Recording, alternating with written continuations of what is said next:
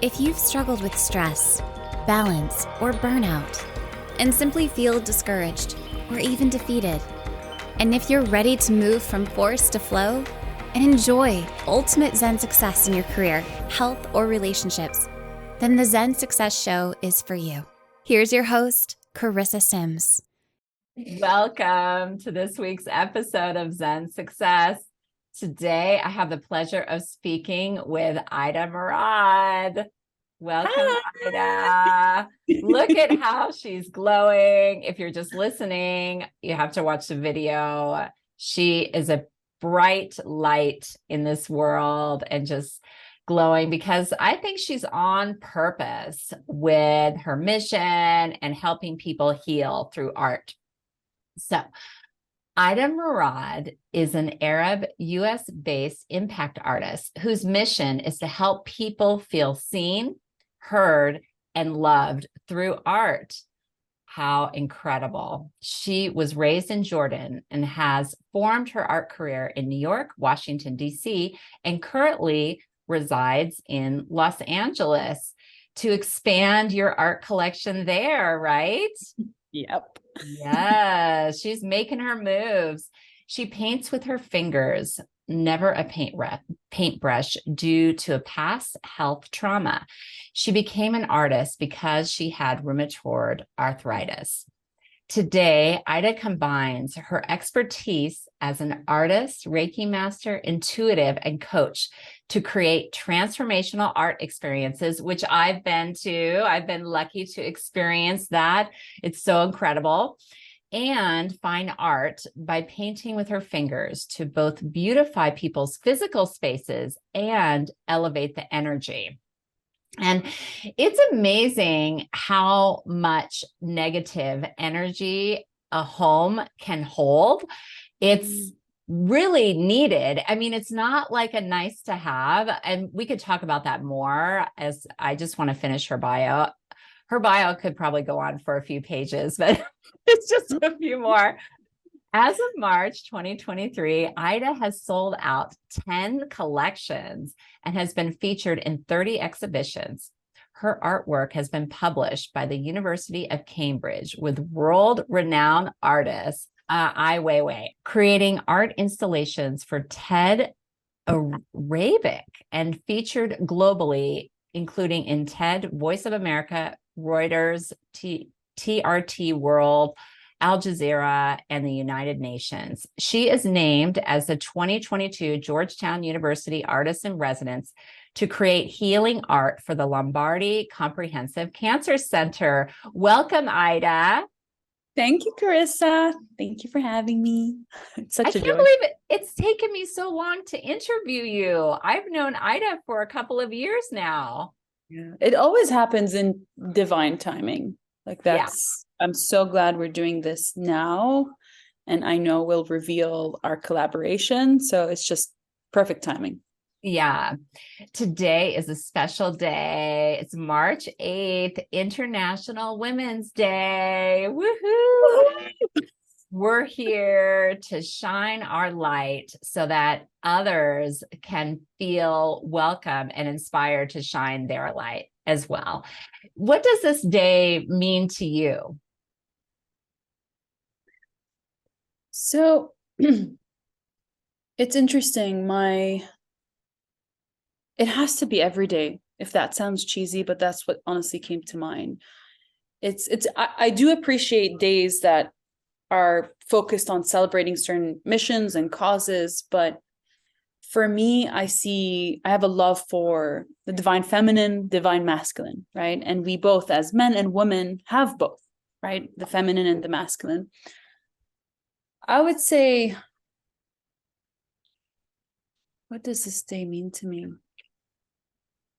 It's just like any other day, to be honest, because every day has to be Women's Day and Men's Day, it's for me, because but it's a question, are we embodying this beautiful divine feminine and masculine? And that's the conversation I actually want to have. Like, of course, having basic rights for women, that's why this is an important day. We've done great strides, but I'm interested in, as a human, how do we embody that beautiful balance in masculinity and femininity?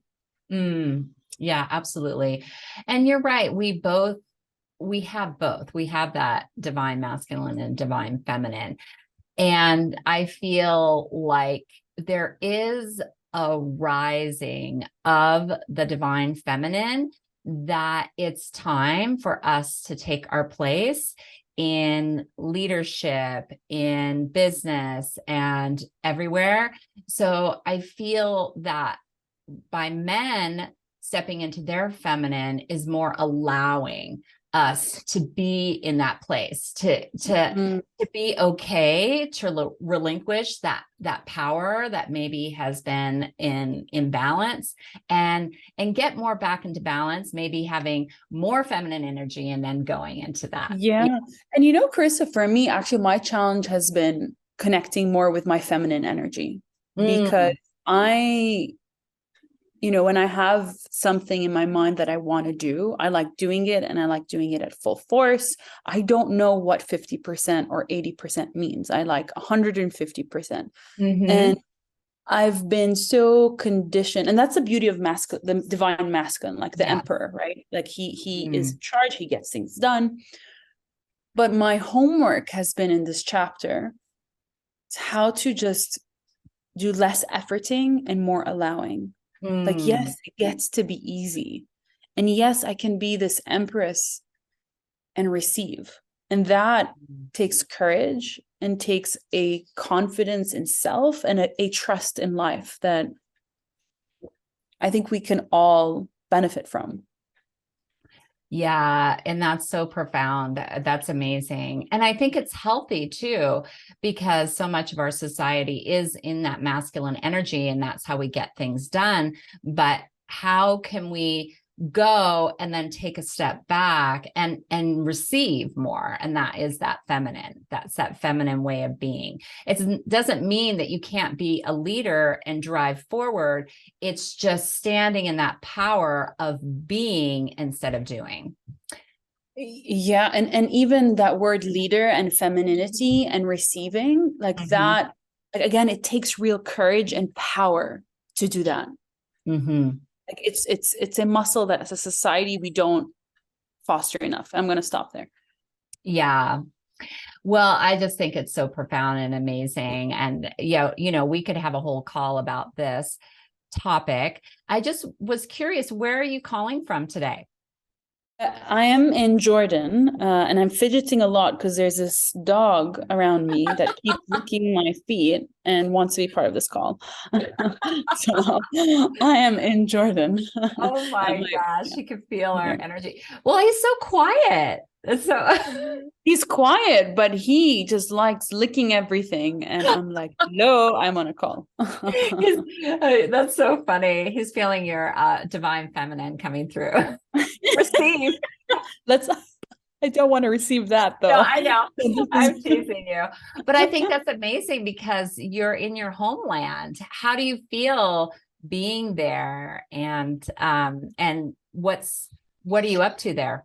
Yeah, so it's interesting. Today I bumped into a friend that I knew from high school, and I was just talking to him. I'm like, so much, like if we go back to ourselves who were in high school, our younger self, like, so much of my life is different than, and I would never have imagined that at 33 I'll be a full-time artist, and I didn't even know that art was my purpose, that healing was my purpose. It wasn't even a thought that this could be possible.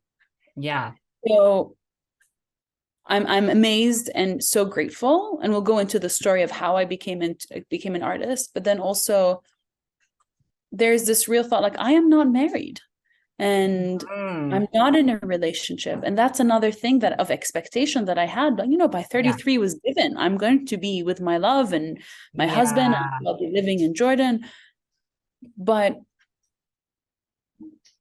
I'm not. And I am conscious there is a mixed feelings of emotions with that. Like there is sadness, but then there's also going back to that feminine of there's a real trust with life that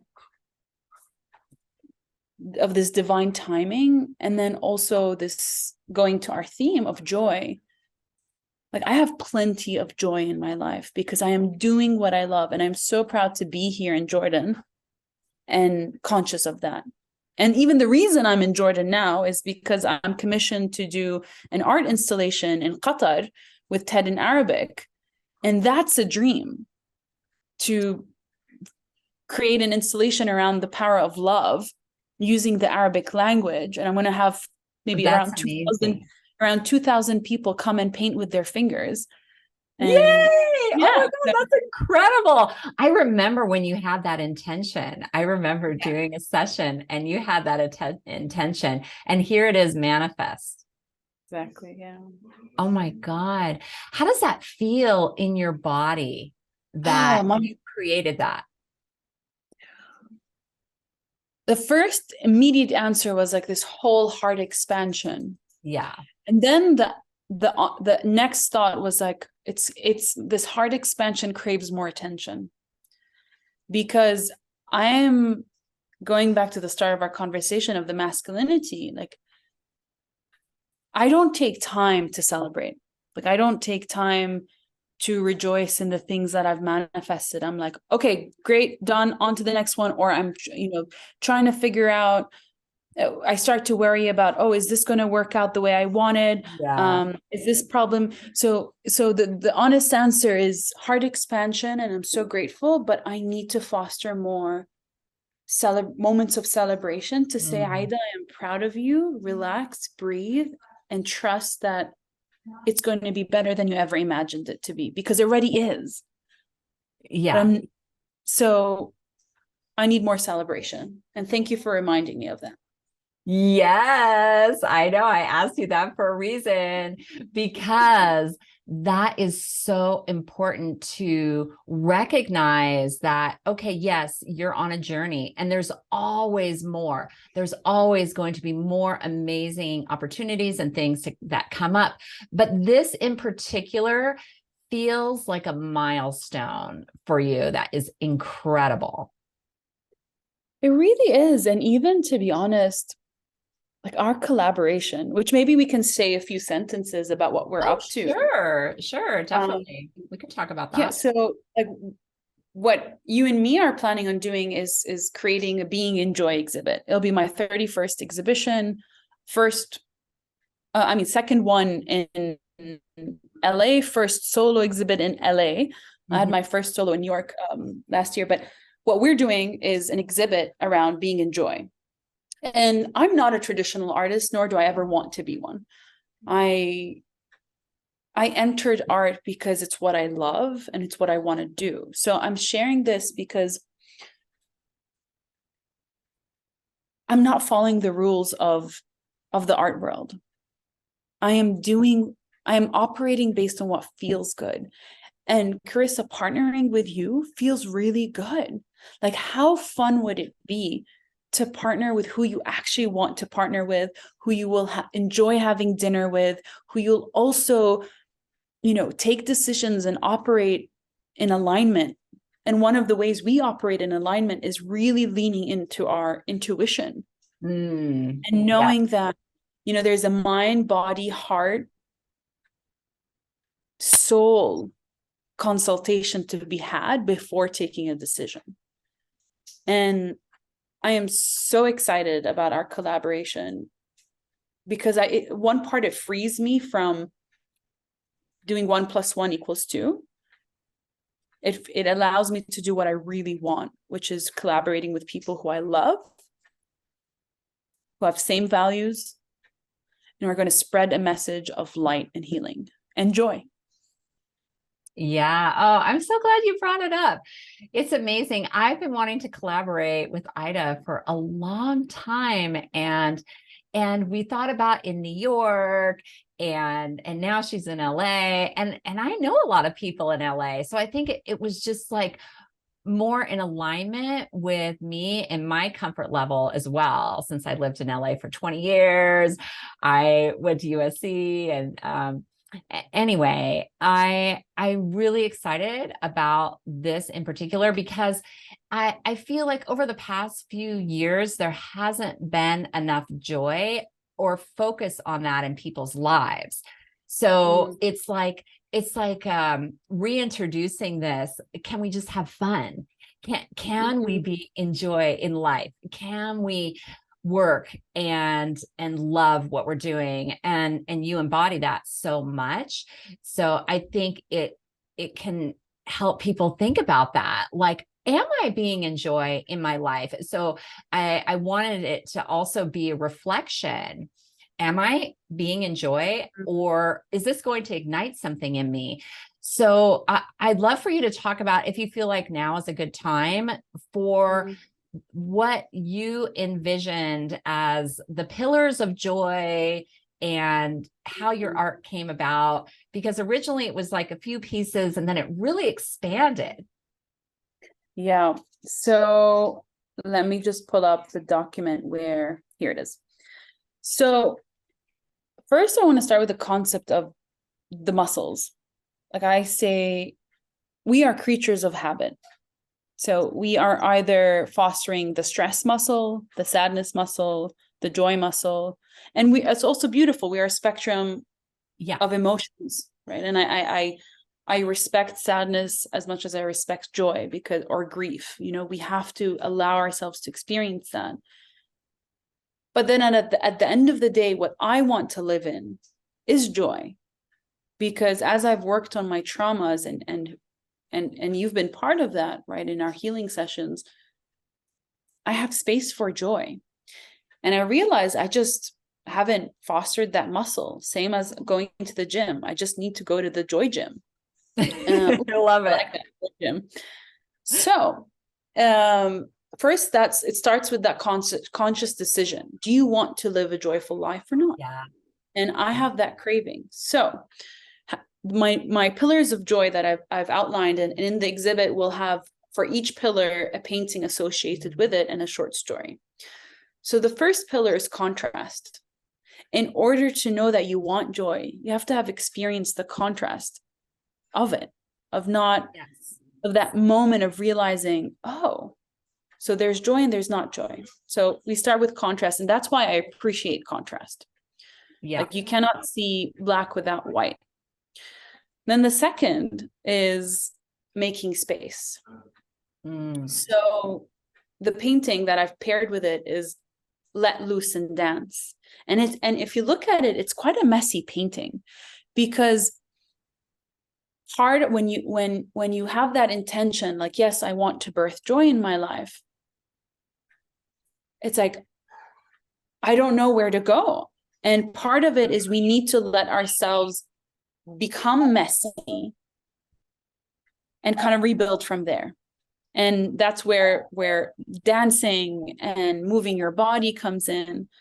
And then the third part is visioning, like creating a vision of your feeling. Because at the end of the day, what we really want is to feel something.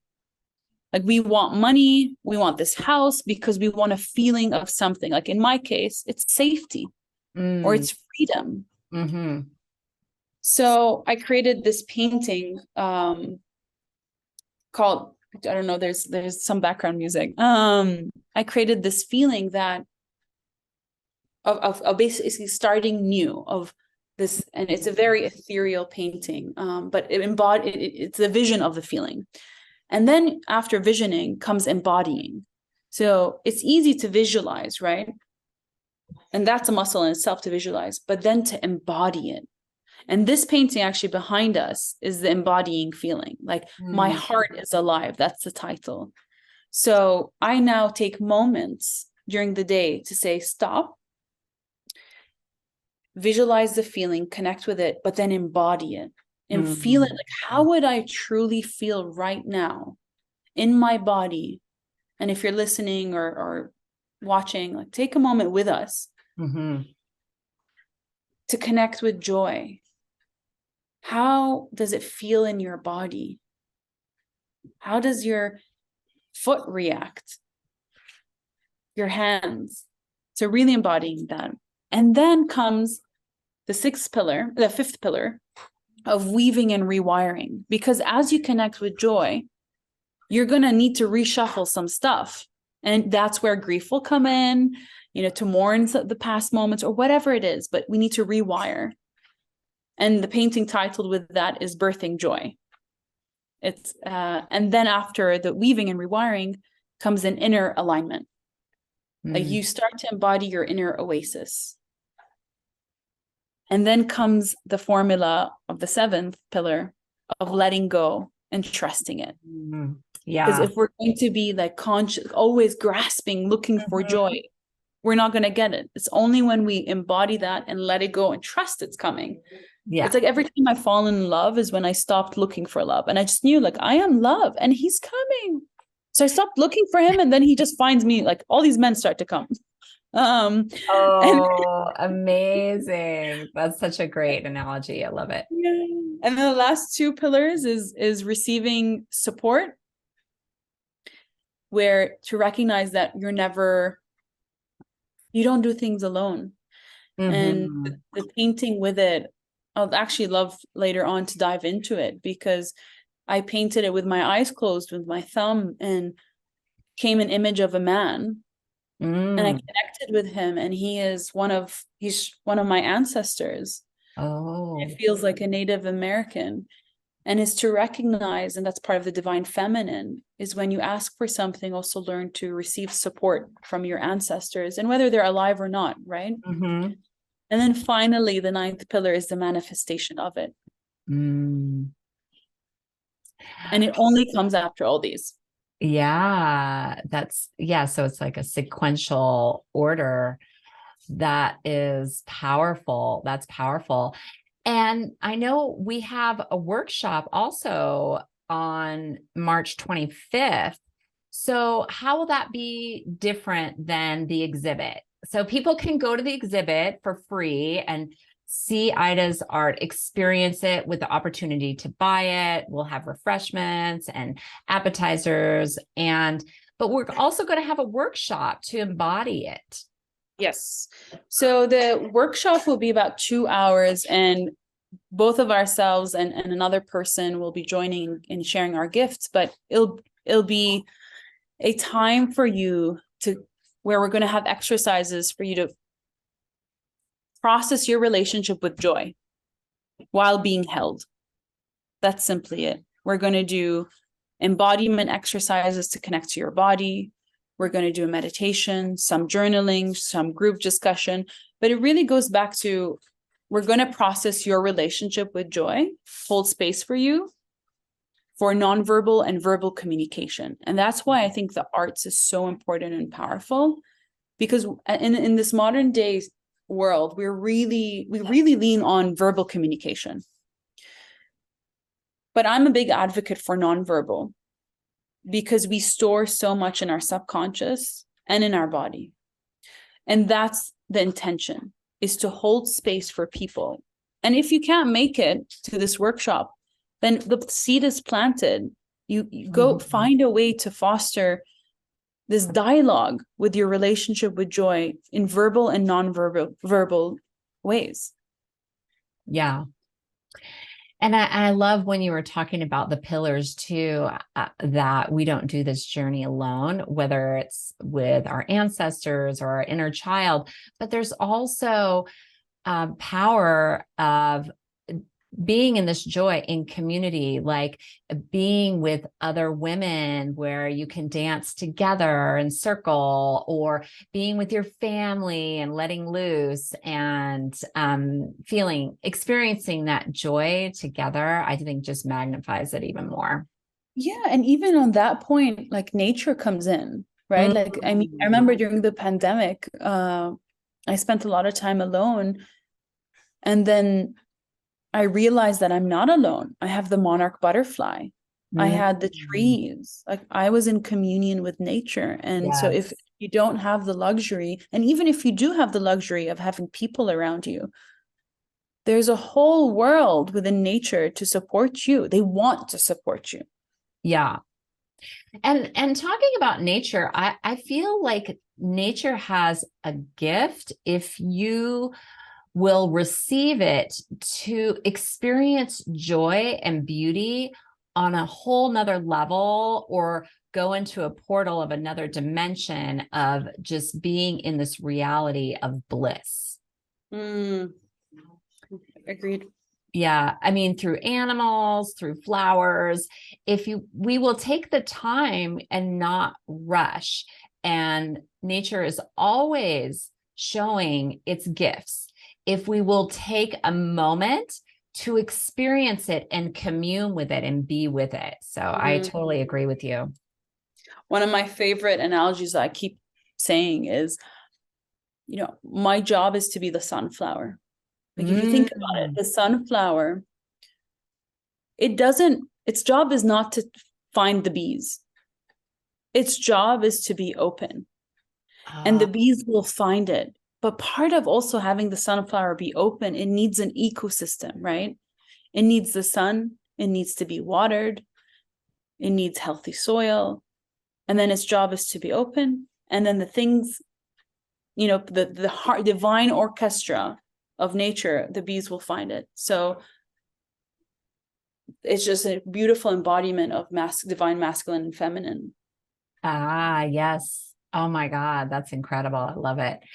I want to go into your own healing journey a little bit. Can you tell me about your initial diagnosis and how it made you feel? Yeah, so it started when I was a senior in college, and it happened overnight where I just was not able to first move my hands. Like I remember it very clearly. I woke up, I had this ritual where I would pick up my mug that was hand painted from Jordanian community here. And it was very special because I was in DC at the time and I was very homesick. So having these small things that reminded me of home were very important. And so I picked up the mug, but I couldn't hold it for some reason. So I broke the first mug, and then I held another one, and then I broke that one. And then I think by the third mug, I just realized like something was wrong. And within about 48 hours, 24 to 48 hours, my whole body just started closing, meaning I couldn't move. So, and what happened is basically severe rheumatoid arthritis causes inflammation in your joints. And if they're severely inflamed, then you can't, like any movement is extreme pain. So I ended up not being able to go to classes anymore. I had to switch my major because I couldn't go to finish the last few classes. And that was extremely hard because I'm a proud person. Like I work hard for the things that I do. And I was really proud about graduating in Bachelor of Science in Economics. That required high levels of math. So I couldn't do that anymore. And then I was ashamed to see any friends because I was a very social person. I started working since I was 13, and I had a job lined up for me and great social life. So it was traumatic to be so weak so quickly and so young. So yeah, during that time, I actually didn't know how to ask for help. So I didn't really tell my family how bad things were. I just kind of hid it and disappeared. And then came a point where I needed more money to pay for bills, for the doctor bills. And again, I could have called my parents for support, which I'm very lucky that I had that, but I didn't. So I ended up selling everything that I owned, and that wasn't enough. And it's funny, it's these small things. Like I remember selling my Jordanian plates. Like those were pieces of home for me, and it was extremely hard to do that. And then I used eBay to buy and sell things to just pay the bills. And that actually, from that experience, I started my first company in Jordan. It was the first e-commerce platform. Anyway, but I tried Western medicine. It didn't work for me. Like the pain reduced, but the side effects were pretty significant. And then came a moment where I just wanted to end my life. And then an angel appeared to me. And I was so clear and just said, it's not your time. And That was the first time I learned about the power of my thoughts, my words, my actions. And she showed me those tools. And that's where I just knew I'm going to be healed. Wow. I went into military training with myself of my thoughts, my words, my actions. Like everything had to align to me being healthy. Like it is done. It is done. Yeah. And then solutions started coming. Yeah. Did you ever paint before? No.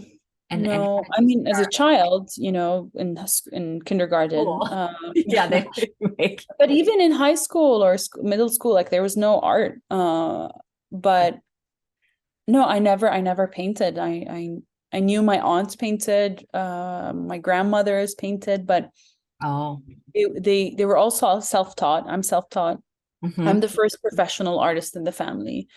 And again, I had to go through so much internal struggle and battles with rewiring that, hey, it is possible for me to be an artist and a thriving one. Yeah. Because a lot of the societal narratives that you see is around the starving artist. And I work too hard, and I don't want to be starving anything. I want to be thriving. Yeah. Yeah. That's amazing. So what was that moment? Did you have a voice inside your head that said, pick up some paint? And oh yeah, I remember that moment very clearly. I had 2 episodes of the semi-paralysis. And I say semi because some days I could, and even in one single day, that was the really tough mental part of, I never know when my body is going to stop functioning. So I was in a constant state of anxiety. So there was one day when I moved back to the US after coming to Jordan again. And doctors said, at the rate that your hands are degenerating, and you can see like in this hand, it looks different from this one, right? Because of the bone erosion.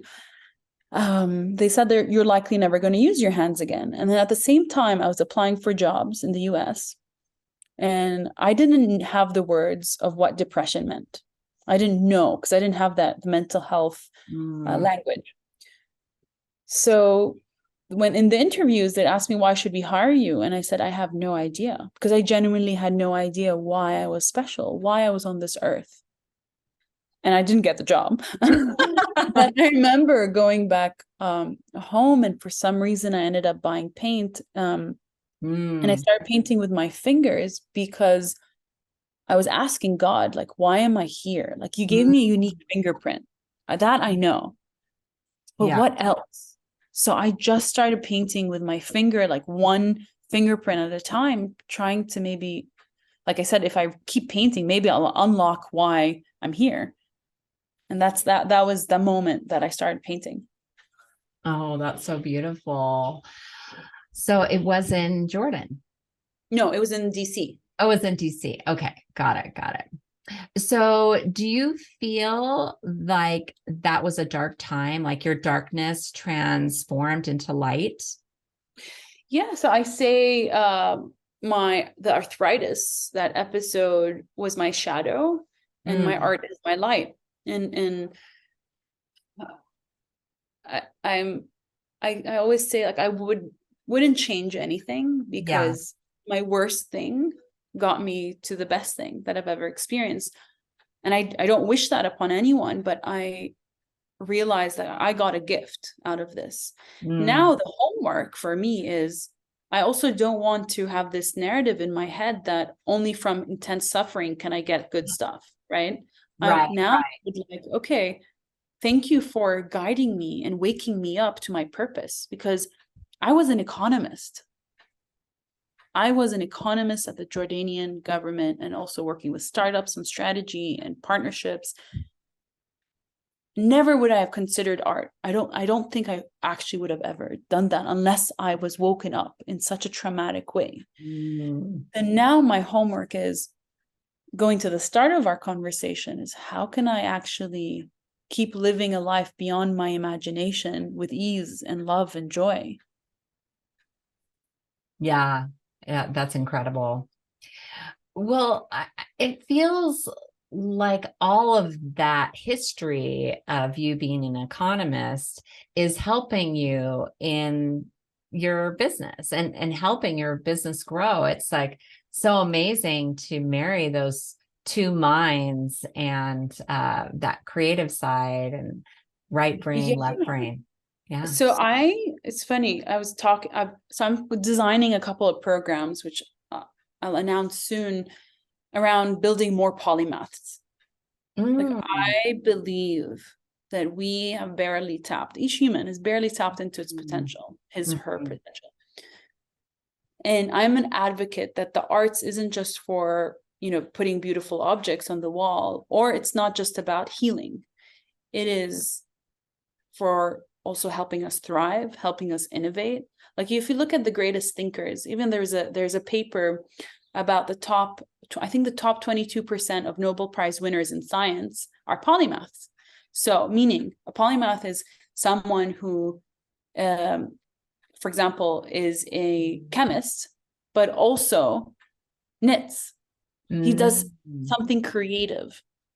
And so I actually do workshops for innovation teams to have them paint so they can approach their problem or whatever they're trying to solve and innovate in a different perspective. So I would say, yeah, those help. Yeah. Yeah, I love that you recognize that within yourself and you're trying to bring that out in others to help people succeed, to help corporations succeed and teams dive deeper, because a lot of times you can get so stuck in one way. There's one way to do it, but art can open up your mind and you can be creative. And when you let go and are in that space, then the solution might just come or be even more powerful than you could have ever imagined. I think that's so cool. I mean, they have a lot of research about how music does that for individuals and art. And so it's not a new concept, but I love how you're putting it together. That's going to be exciting. Oh, it's definitely not a new concept. It's been there for decades. It's just the question is how many people are listening to that. And how many people are doing it, right? Yeah, taking the time. Yeah, because if you look at budgets, even in governments, and like what are the first things that usually get cut off, or even in education system, right? Yeah, in schools. We'll remove art first because that's a nice to have, but I'm advocating that's a must have for everyone. That was going to be one of my questions. I said, do you believe anyone can be an artist? That's amazing. Yeah, you like to bring that out in everyone. Well, what did this process teach about yourself? What did this whole journey of having rheumatoid arthritis and learning art? I mean, I would answer this question differently probably every day.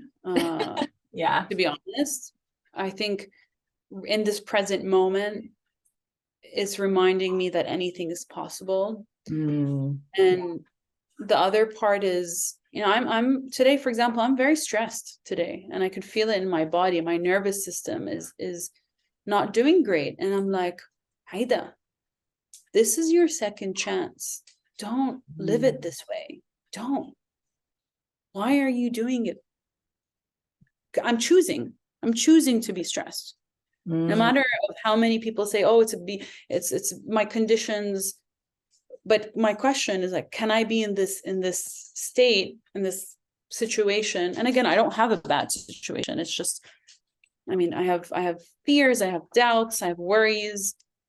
And I can still be in peace and I can still feel thriving. And so I would say I'm trying to remember, because I think forgetfulness is our biggest, I don't want to say weakness, but for lack of a better word, weakness as humans. We experience a lesson and then we forget it. So now my remembrance is, Aida, this is your second life. Live it the way you actually want to live it, which is enjoy. I want to have fun. Yeah, That's awesome.